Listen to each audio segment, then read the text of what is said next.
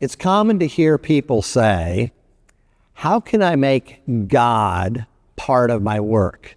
How can I integrate God into what I'm doing?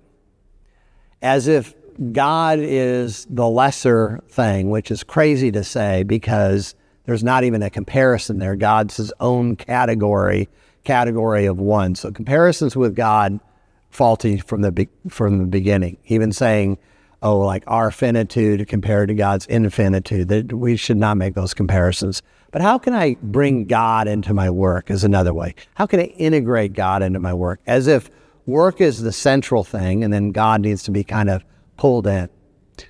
Another way people say this is that how can I make God number one in my life and then family and friends and hobbies and work and all the rest of it?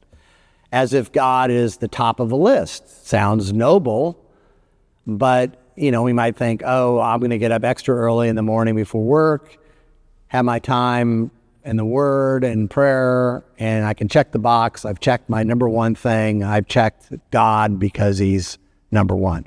Again, problematic. We don't integrate God into our work. We don't make him the top of our list. The Bible says, Colossians says, that Jesus is central. That's just the reality. He holds all things together. He has the preeminence. So that is ultimate reality.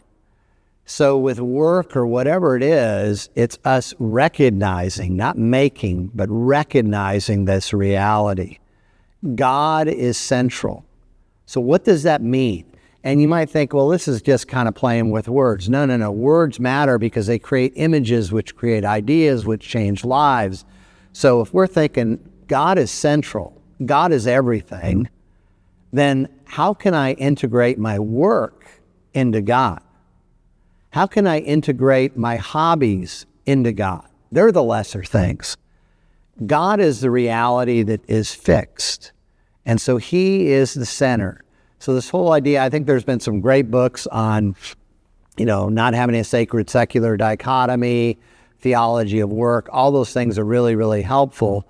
But it still seems that there's a lot of people in the Christian church that use the verbiage of those first two things. How can I integrate God into my work? Really problematic, as I mentioned.